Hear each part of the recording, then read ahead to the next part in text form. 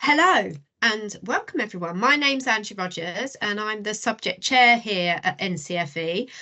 Janet and I also work closely together on various different projects, really mainly to support you within the sector. I mean, that is our ultimate game.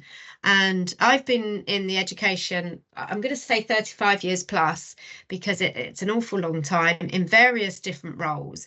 And my heart is always with the sector and the learners, or that could be young children, because I've worked right across to young people as well. So it never leaves you, and I really know the importance of finding wherever you can useful tips and hints and tools or whatever it may be to support the work that we do. So hence the reason that we really wanted to get this particular session up and running regarding teaching assistants, because often, as you know, quite often they may get a little bit forgotten within schools, or perhaps not have the opportunity to carry out CPD within schools. So this is why we wanted to offer this opportunity. So welcome.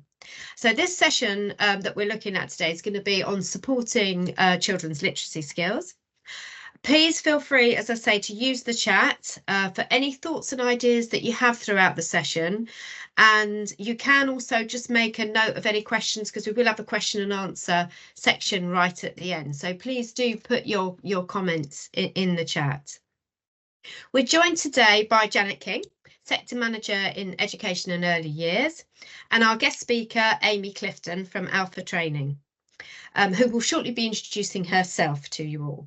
But I just wanted to say a massive thank you once again for being here, because I know what it's like, especially with this summer term. It's like head down, full on, and off we go. So our aim really for these bite-sized sessions, as I said, is to grasp information, anything that we can get, we want to be able to offer you, because you are the ones that matter. At the end of the day, you are the ones that are working with our young people and working with our children in, to be able to support them. So today's session, we will also be recording. It's recording now. So please feel free to put your cameras on if you want to. It's totally up to you. Oh, we've got more people coming in, so I'm just going to press that admit there. So please feel free to put your cameras on if you want to, or just use the chat. But the reason we've recorded it is for those that maybe can't attend today's session, or if you've got to dip out at any time, then you'll be able to have the opportunity to look at the recording in your own time from our CPD carousel toolkit. So that'll be on our teaching assistant tile. So please feel free to access that any time. So before I hand over to Amy, I just thought I would briefly start with the fact that really just to highlight literacy itself. And this is not just nationally, but internationally as well.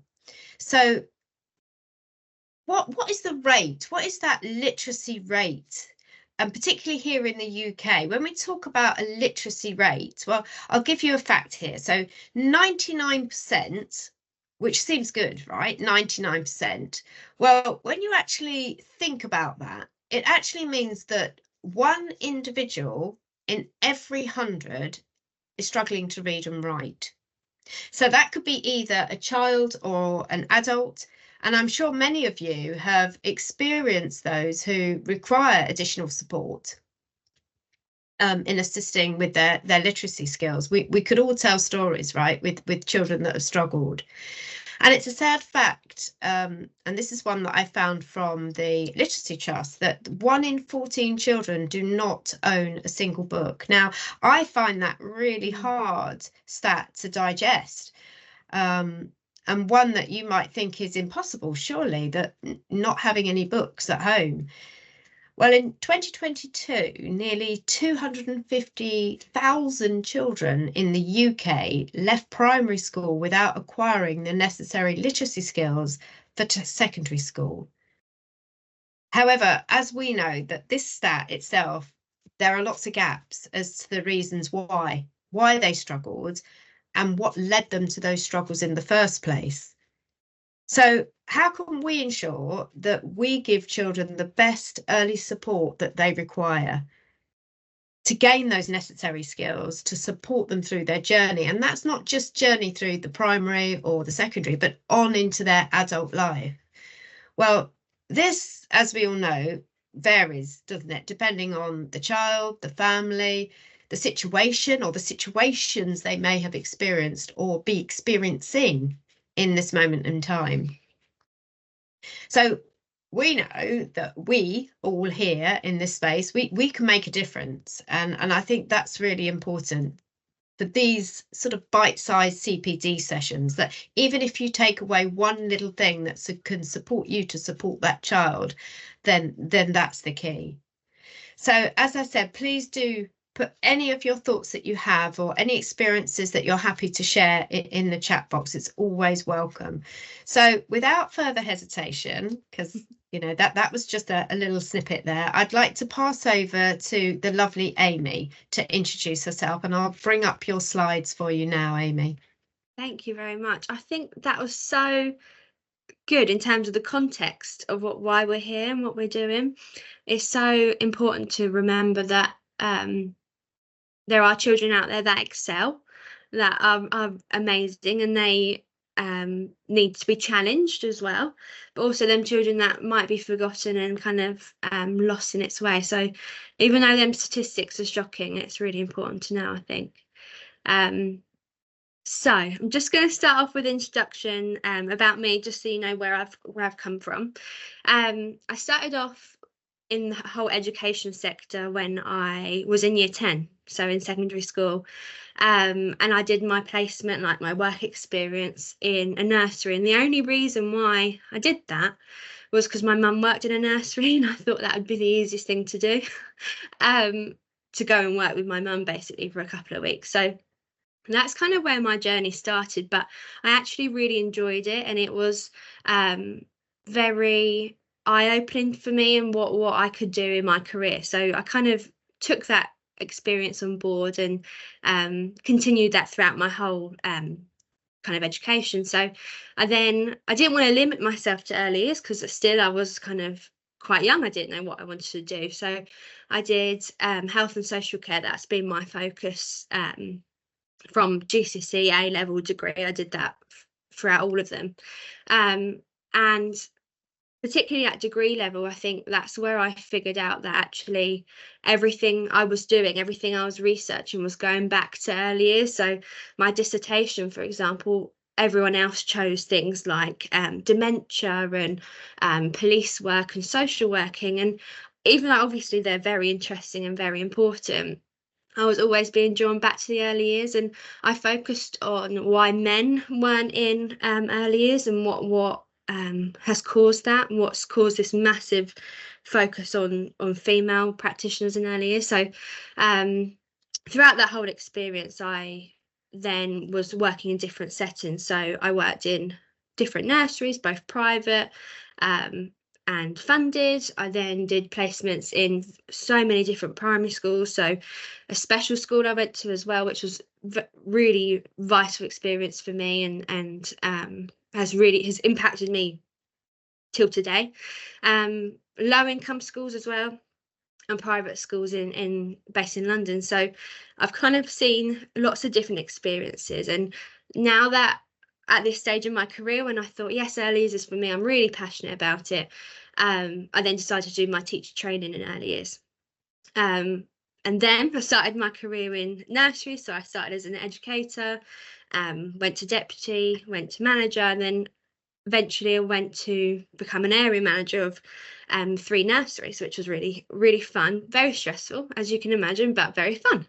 And throughout that experience, whilst I was doing that, I found my focus was on mentoring people that were working with the children, supporting them to gain qualifications or gain confidence in just what they were doing.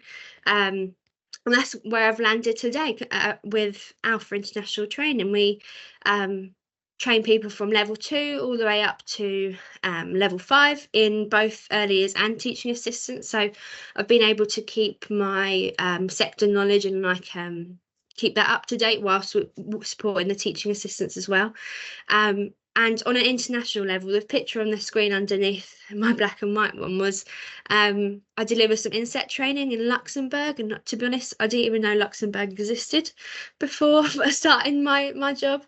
But they wanted some inset training on how teacher assistants can work in partnership with their teachers and how that's really important. So that was really career developing for me, starting this job now and delivering online training like now and in-person one as well. So that's really cool. And with my early years teacher training, I continued supporting them. So actually I do from level 2 all the way up to teacher training. So it's been very beneficial, and I feel like that's all them experiences have brought me here today. So hopefully you can find something useful out of this session. Next slide, please, Angie.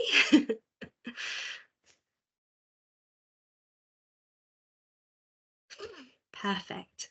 So yeah, so throughout all of them experiences, I found literacy and supporting children with literacy, particularly phonics, I'd say, really daunting. I thought, I don't know what this is. This is not something that is, it's almost like a foreign language to me. I don't know what's going on. So if you're in that situation as well, please don't worry, you will eventually get there, and you'll get have hopefully the tools from today to be able to support any children in the future as well.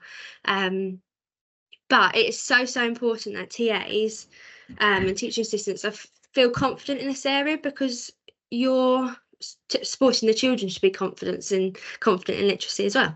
So as long as you are, hopefully that can rub off on the children and increase their confidence in it. Teacher assistants play a vital role in intervention. So when there's a child or a group of children that are needing support and are maybe a little bit behind in certain areas, teacher assistants are often the ones that are tasked with that, and tasked with taking the group out of the main kind of lesson and support them. And that's such an important role. So doing this training today, hopefully you'll feel more confident in doing that. We're going to go through lots of different strategies, but it's really important that we realise that every school is different. Whatever one you work in, you'll never find two the same. The children are obviously all different as well. And it's important to understand the context and where they're coming from, like Andrew said before I started my little bit. So one intervention may support one child and be really, really helpful. Another might not.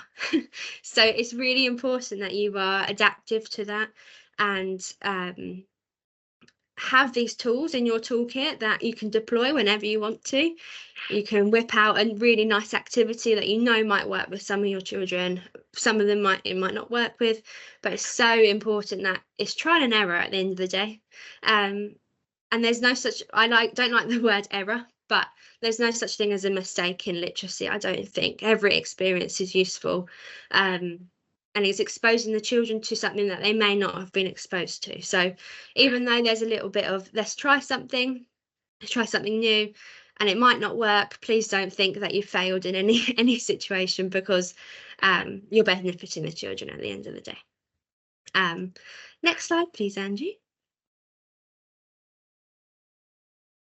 Thank you. So when we think about literacy interventions, I think schools, in terms of the teachers and maybe the senior leadership team, they look at, firstly, like buying something that's like a subscription or a scheme or something that is lots of money. And they think that will fix kind of the literacy problems in a school. When I go into schools and I observe teacher assistants and earliest people in reception, I am supporting them to work really effectively in their everyday practice with the children, regardless of whether they have a scheme that they're using in the school, or there's some sort of online system that they use for kind of selecting children that may be slightly behind in an area. Their most important thing is you and what you do with the children. So I do think sometimes schools need to remember that. They need to remember to invest in our CPD as teaching assistants, and not maybe go for the big buck interventions just yet. There is definitely a place for them, and we'll talk about that. But yeah, improving what we do every day is the first thing you need to do. So modelling is something that we all know about, I'm sure, and it's so important to make sure that you're doing that every day. Modelling in literacy looks a little bit different, I think, to maybe modelling communication and language skills, for example. When you model literacy, it's all about showing that love for literacy, the love of reading, for example. When the children are talking about what they're reading at home, or maybe what they've read in class, why don't you, and there's no stopping you doing this, why don't you share, oh yeah, I read I don't know, I'm thinking off the top of my head, Harry Potter, or a story that's really good, and you actually sharing that you read, and you enjoy maybe a poem or some story that you've explored as well. So actually showing that you enjoy it and you get something out of it will hopefully be modelled to the children, and they will pick up that positive language around literacy. We know that parents, from studies and research, they sometimes find literacy and maths, both of them, as equally as difficult, especially if they've had their own experiences in education that weren't that great. So having that positive talk in the schools is really important. So you can do that by modelling. Effective communication, obviously, between yourself and the teacher and with each other, as in the children, will also support literacy. We know how linked communication and language development is to literacy. So using a wide variety of vocabulary and using storytelling skills as well, that's a great opportunity for modelling. What reminds me here of when I observed in an international school that had all the resources in the world, absolutely everything. You can almost find them in the catalogue. Here it is, here it is, here it is. But the children were engaged not with any resource. They were engaged in helicopter stories, and I don't know whether any of you are familiar with that. It would be great to see if you are in the chat. Yeah, helicopter stories is a scheme. I can't remember off the top of my head who wrote it, but I can send a link and it could be shared with you later if you want to look. But helicopter stories is all based on almost drawing out a square on the floor, and this becomes a stage for the children. And I've done this before in practice, and I've seen it in practice, and how you start it, how I've started it anyway, is gone. So once upon a time, and then you stop. The children sitting around the stage, you could do it in a small group or a big group with the whole class. They then start telling their story, their own story. So before, I've had things like Jimmy went to Africa, or loads of different things, or something that also links probably to what the children are experiencing at home. That's what I found anyway.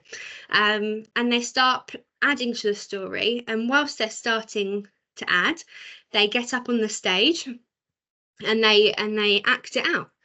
And it's a different way of storytelling. It's different to showing a physical book and going through the pages, but I think it brings the element of communication and language to life, because you're listening to one another, you're taking someone's idea and adding to it.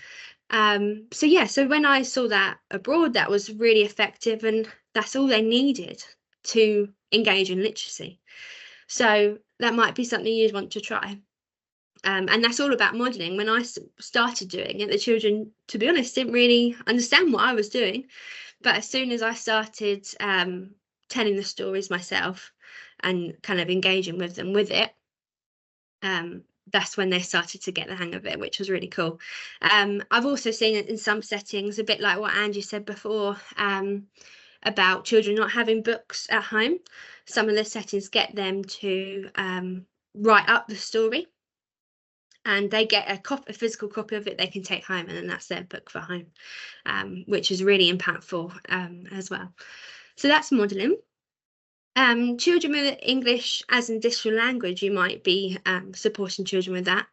And I think there's a question in there as well about it, which is really good. We're coming on to that. So it's important to recognise that you may work with lots of different children that have lots of different languages. And it's really important to recognise that they might just take a little bit longer to get to grasp the concept that you're exploring. Say you're exploring short stories and kind of connecting words together with and because and things like that. They might just take a little bit longer, and you might need to accommodate that and support them that way. From my earliest experience, I've always found that there is a silent stage with the children when they start learning a language, and from research that shows that any age children, they might become silent for a period of time. Often that signifies that they're learning language. Sometimes it signifies they might have a special educational need that you need to support. However, it's completely natural to have a silent stage when you're learning language, because they're taking it in, they're absorbing it. They're like sponges, these children.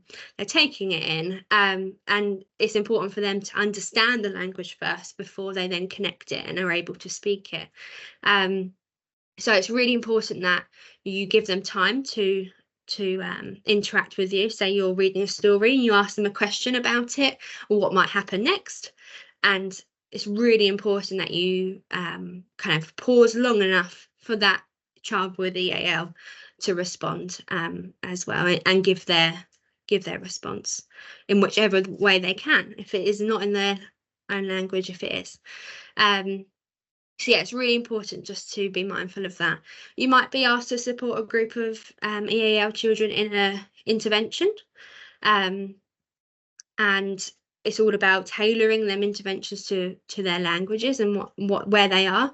It's so important that you get to know them children, and you know that where they're coming from and what has gone on in their past as well, to then bring them to you as well.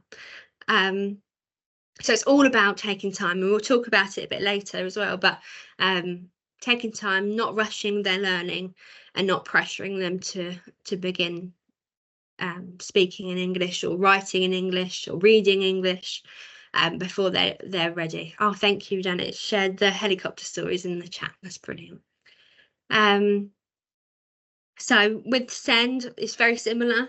With children with SEND, you might again be asked to take out a child or a group of children to do specific interventions. With this, you might have to take into account more kind of the behavioural needs of the children.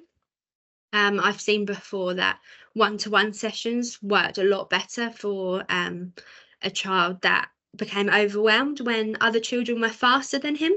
So they were doing a task quicker or reading the page quicker, and he got so frustrated in himself that he couldn't do that, that would then cause him to almost shut down and not want to take part. So it's getting to know the children and knowing what context they're best in. A child might much prefer being in a group of children because they work better from modelling each other and learning from their peers because of their SEND need. So it's about that adaptive practice as well. Working in partnership with others is massively important, and we know that in every sense, not just literacy. Parents are really important to be working with and knowing what they have available at home.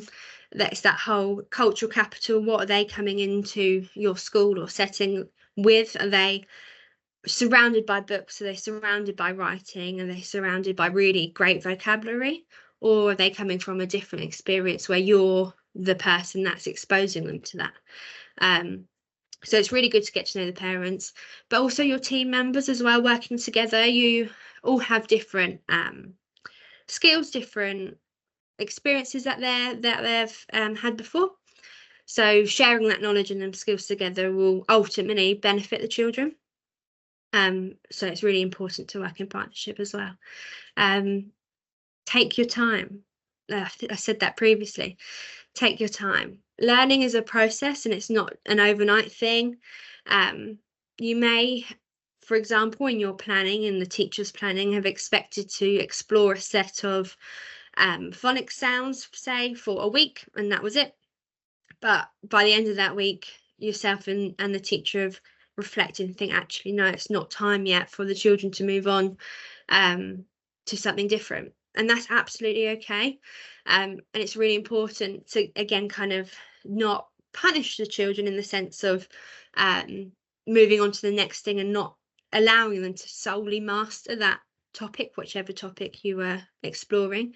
It's important to recognise that actually they haven't yet grasped it. Let's do another week or a couple of sessions to make sure that they understand it. Research does show that sometimes moving on too quickly and going through, for example, phonics stages too quickly will ultimately add more time to them learning to read and master and reach the levels of reading that they should be reaching. I've had it before when I was in a year 3 class, it was, and the teacher said to me, we need to carry on, we need to go on to the next one, because there's obviously some sort of pressure there about making sure the children are going through the scheme that they had. And actually what we found was, over the 6-week holiday, when there's that massive break in summer, we had to revisit our previous learning anyway in the new year for the kind of new set of children. So why don't we do that? Why don't we support revisiting and support mastery? I think that's really important, making sure that they have got the grasp of the concept before moving on, because they then might struggle further on down the line with their learning.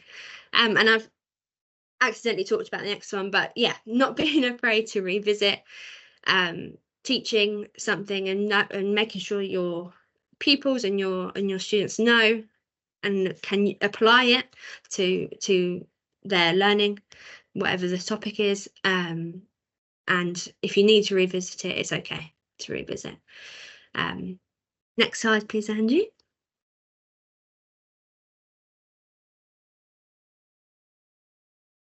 So this is when we're going to go through some of them big schemes and intervention systems that some schools use. But like I said, on top of the everyday skills, I think it's really important that we master them first ourselves and make sure we implement everything that we can in our everyday practice. But there are lots and lots of different things and resources that we can build upon and use in our schools that you might not have heard before. So hopefully there's some things in here that you take away and think, oh, I'm going to research that a little bit, see what that's about. So firstly, phonics programs. I don't know how many phonics programs there are out there in the world, but there are a lot. And especially with the English language, apparently, from speaking over an international perspective, that can kind of muddy and really find it like people find it difficult to teach because of how many different ways you can do it.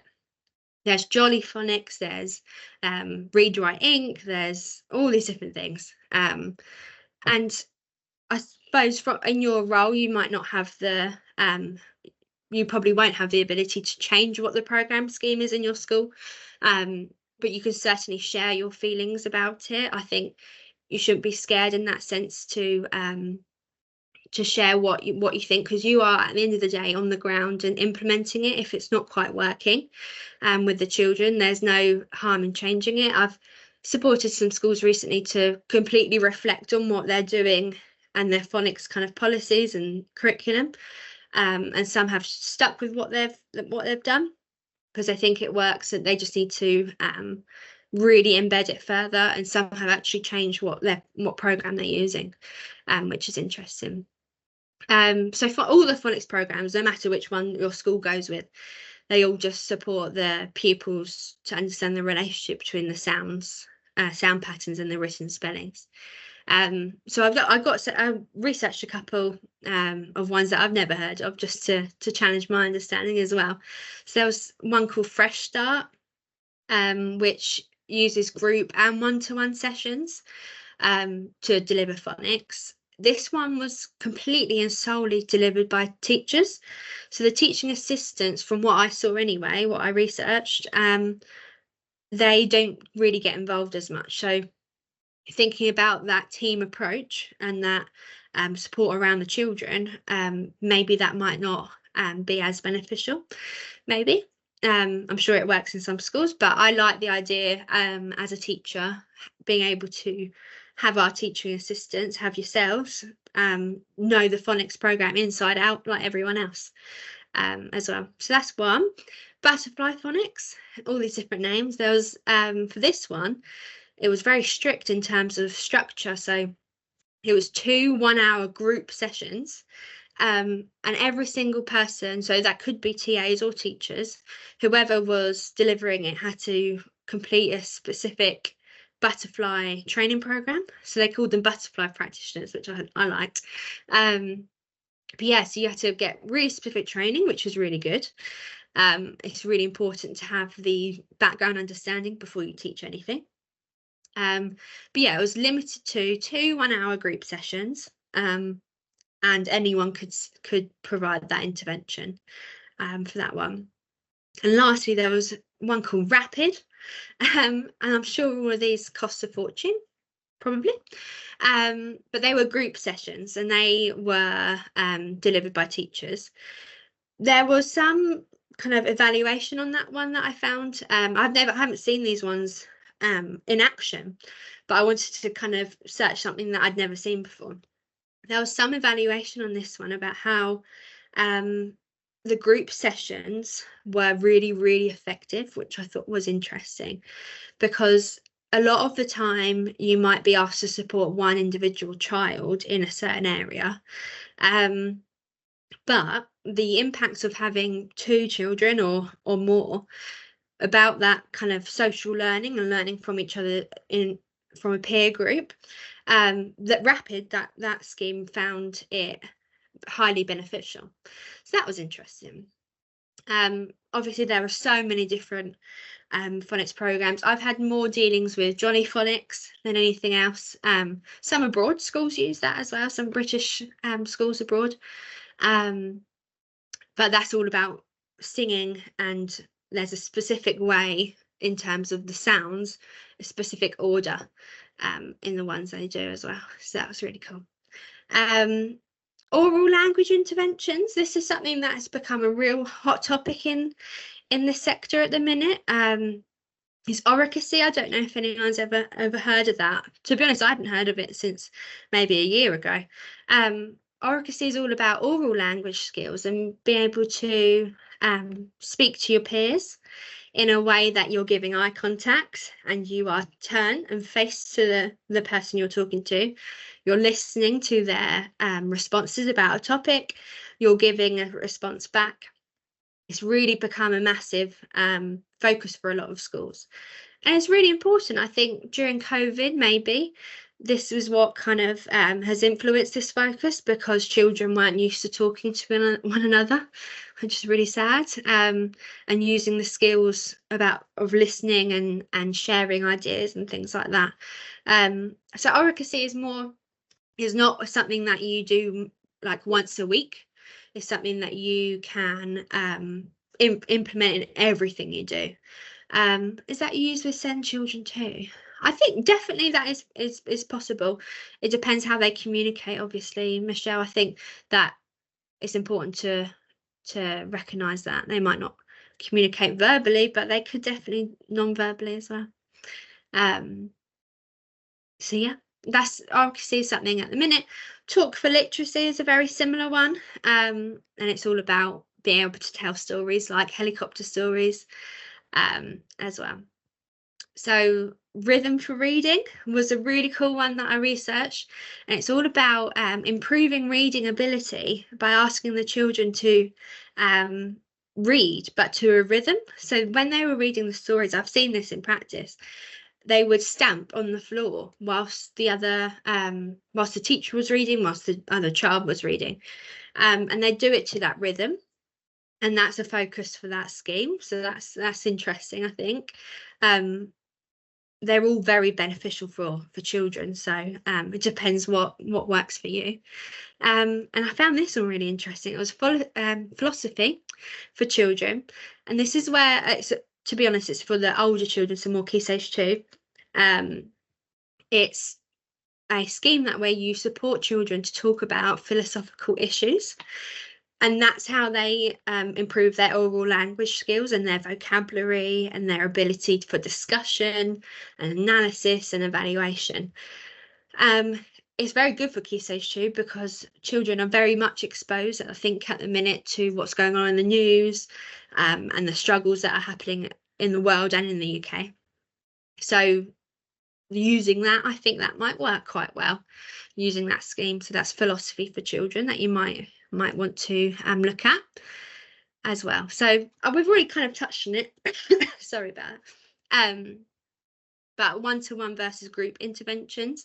It'd be quite interesting if you went away, and if you're working in a school at the minute, maybe have a little discussion with the teacher, the class teacher, or your colleagues about maybe trying one-to-one interventions for a week and group interventions for a week, and see what kind of responses you get, or how much engagement the children have.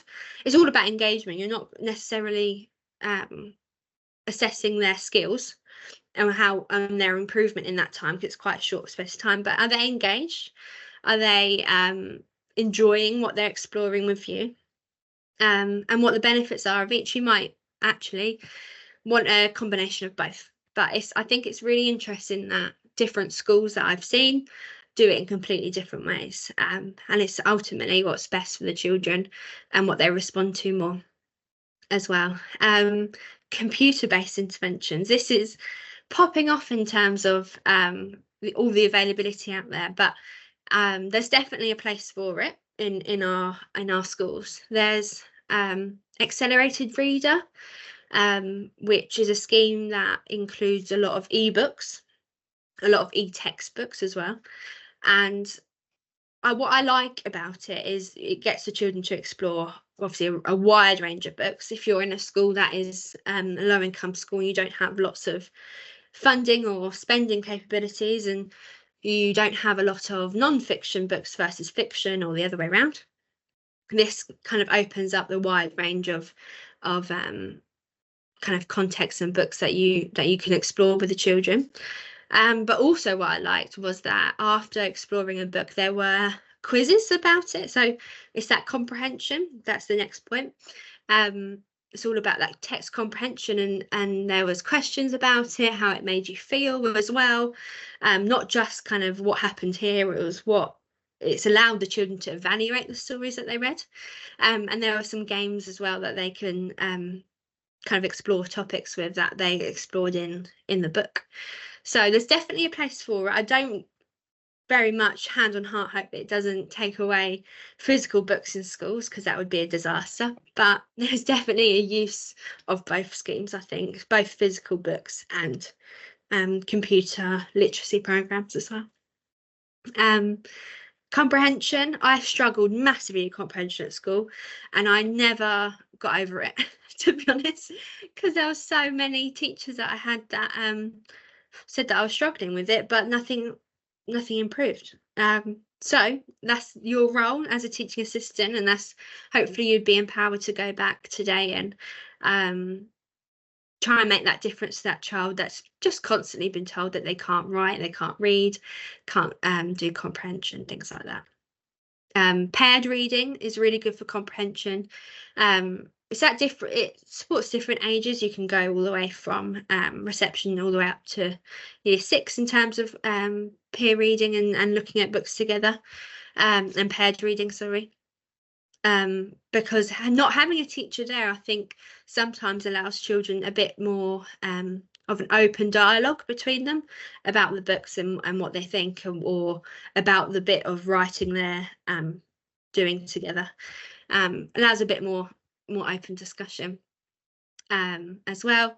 And then writing for pleasure, this is one that is very close to my heart, because I think I've seen the biggest impacts on children when you start focusing away from writing for academic purposes and for attainment, and making sure children can write their name, write a sentence, write a paragraph, things like that. When you go away from that and you start implementing writing for pleasure, and you make it of something fun and kind of embedded in learning, that's yeah, it just makes a massive difference.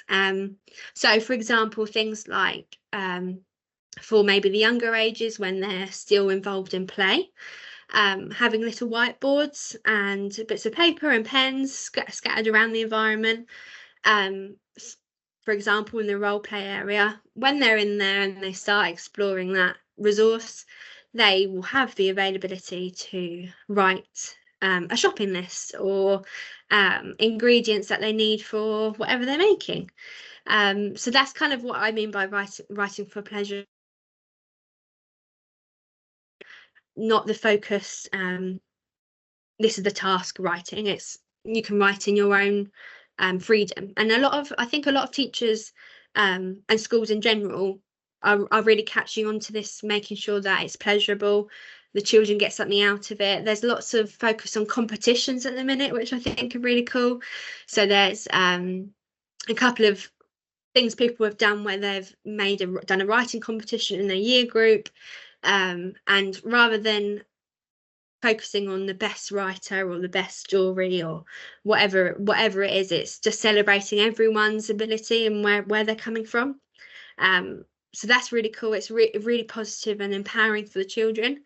But also just writing for pleasure and reading for pleasure, actually. They do kind of match together. When you're supporting one, you're supporting the other. But reading for pleasure, I saw not that long ago on Tuesday, I walked into a school and they had a vending machine, and I thought, oh, brilliant, I could get a drink or a bit of chocolate or something. But no, it had books in it, which I thought was really cool. So I don't know how they did it technically, made the vending machine into a book like library, but they did. And when the children get like a house point or are praised in any way, maybe they tried really hard in a lesson, they got a coin to put in the vending machine, and they got to get one of the special books that were in the vending machine. And that really makes it kind of a bonus or like an achievement to be able to get a book and get that out of the vending machine, which I thought was really cool. I'd never seen before. So there's so many innovative ways of supporting children to enjoy their writing, enjoy their reading, and it's really important to focus on that as well when you're planning. Next slide, please, Angie. And lastly, I just wanted to focus on one intervention that I've seen a lot of research about, a lot of discussions about.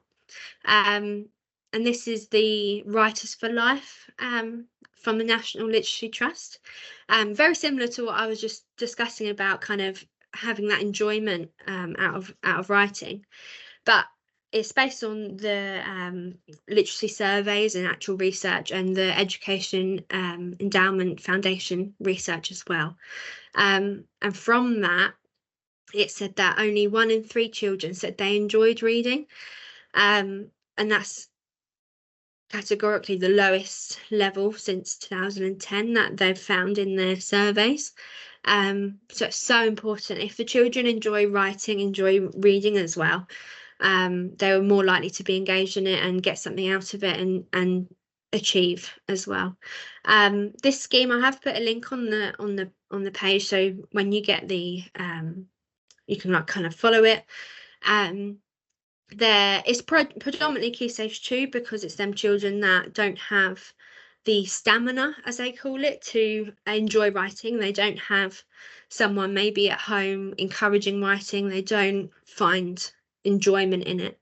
But what I particularly wanted to focus on from this scheme is that is the cognitive load element. They've included it in it. And if you haven't experienced come across cognitive load before, it's when, we've all probably felt it in our lives, it's when there's too much information coming in, and it actually shows in children that they're almost, again, shut off to further developing their skills.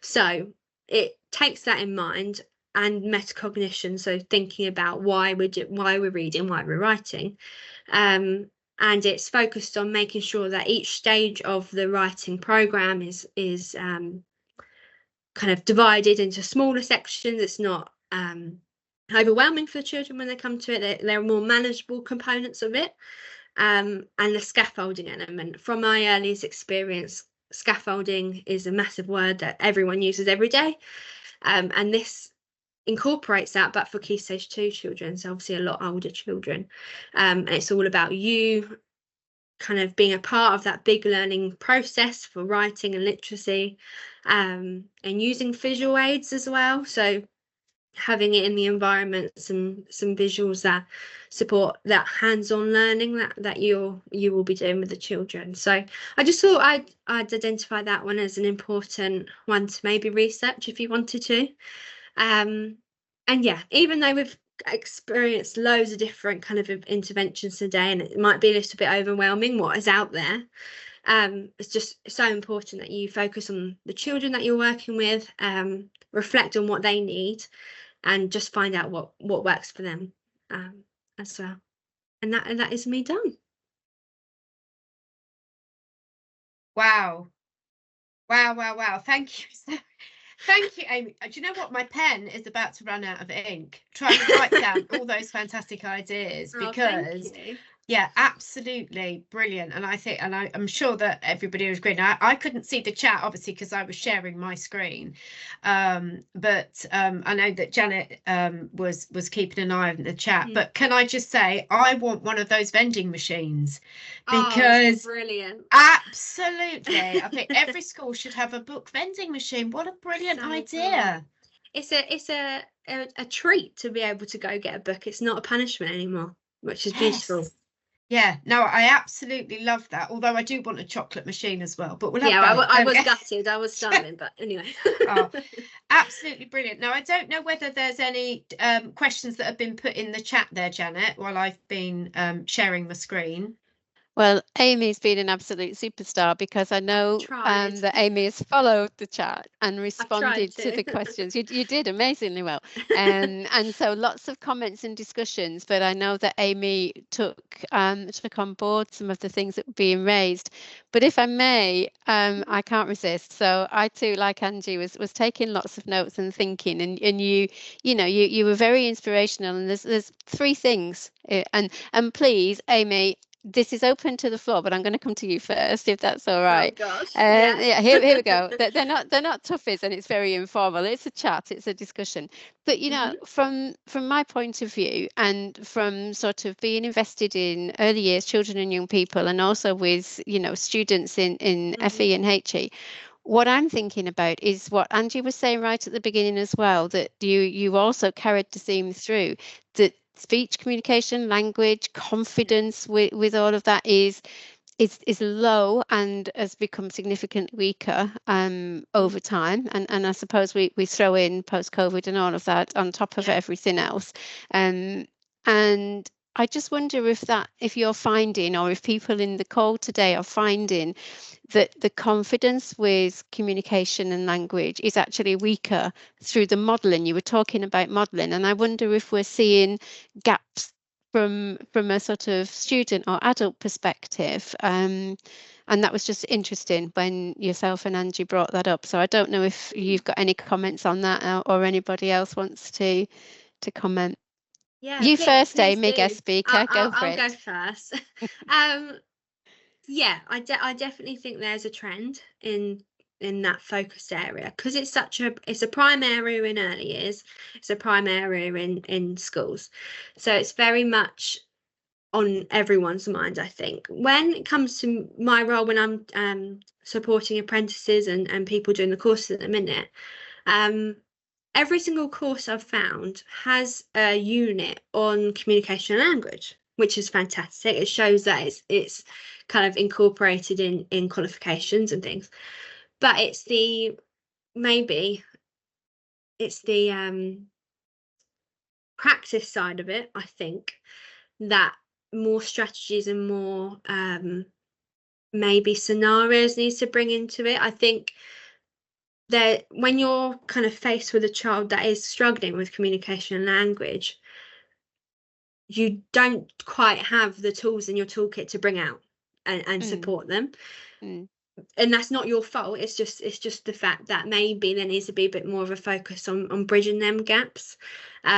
Maybe it's the future topic for a future one of these forums, maybe. But yeah, I have found that. I don't know if anyone else has, that there's a kind of focus on communication language. Yeah, just with students coming in, if anybody thinks of anything like that, or has noticed anything, and it'd be interesting also from the complete opposite, to say that our students are chatty and sociable and so on. It's just very interesting when you hear of the cycle.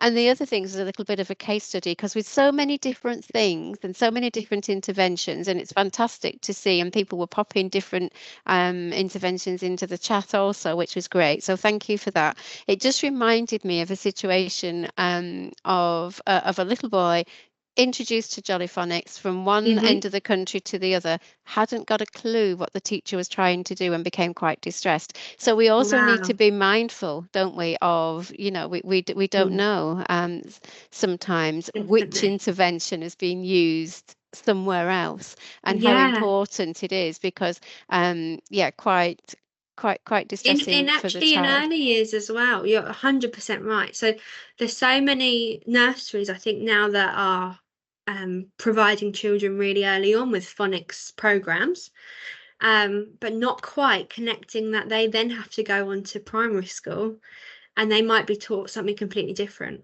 And there's no obligation for early years kind of to get children to be reading and stuff like that. So what is the rush? Take your time, get them to learn the listening skills they need, and their ability to identify sounds out of a larger sound, and get them to focus on that before they go to school, because that's the skills they need to follow phonics, rather than getting them to explore a scheme that they might not ever get benefit of later down the line. Yeah, and that familiarity. So it just reminded me of that. So thank you. And the very last question, and then I'll hand back over to Angie to close. What's been a wonderful session, Amy. Thank you. And I'm going to be quite stereotypical here and say that, we do hear and find, and research is telling us, so whether we like it or not, and whether it feels right and sits comfortably or not, we find that boys are struggling more with reading and writing. What would you say has been some of the better strategies that you've been able to see successfully applied with boys? 100% them helicopter stories. Okay. 100%. I can see it in my memory now. There was so many boys that were so proud of their own story, and they, after creating it and acting it out, because that's the more physical, maybe stereotypical physical play that boys enjoy more, and getting actually physically involved in a story rather than sitting and listening, which some children at different ages can't quite do. Yeah, they're really proud of their stories, and they made illustrations for it and shared it with their peers. So I would definitely think about maybe that, and maybe outdoors as well, kind of incorporating literacy outdoors. There's so many different things. Well, taking a story outdoors is simply just one tiny tweak that you could kind of grasp the boys' attention a little bit. But it's definitely kind of shown in research, isn't it? Yeah, it's interesting, but okay, thank you. I'm conscious of the time. I could talk to you all night. I could talk to this wonderful forum for a long time, but everybody has had a really busy day. So Angie, I'm going to thank Amy once again, but hand over to you for a formal close. Thank you.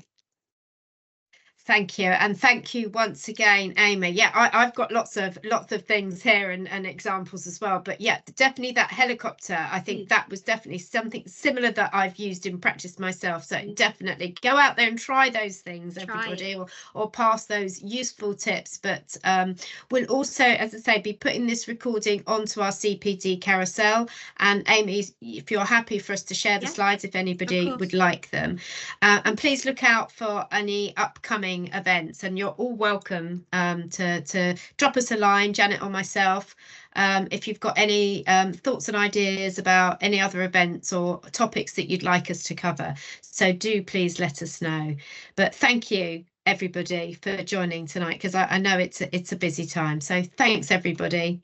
Thank you. Thank you so much. Thank you. Pleasure. Brilliant, that was really good. Thank you very much. Cheers. Thank you. Thanks for coming along. Bye. Bye. Bye. Bye.